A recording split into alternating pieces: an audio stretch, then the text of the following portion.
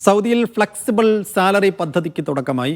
പദ്ധതിയുടെ ഭാഗമായി ശമ്പള തീയതിക്ക് മുൻപായി ശമ്പളത്തിന്റെ ഒരു വിഹിതം കൈപ്പറ്റാൻ കഴിയും. മാനവവിഭവശേഷി സാമൂഹിക വികസന മന്ത്രാലയത്തിന്റെ തൊഴിലാളി വികസന പദ്ധതികൾക്ക് പിന്തുണ നൽകുന്നതിന്റെ ഭാഗമായാണ് പുതിയ നീക്കം.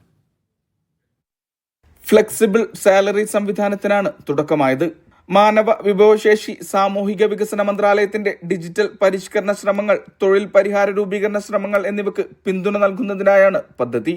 മൊദാദ് platform, Kasna financial technology company തുടങ്ങിയവരുടെ സംയുക്ത സഹകരണത്തോടെയാണ് പദ്ധതി നടപ്പാക്കുക.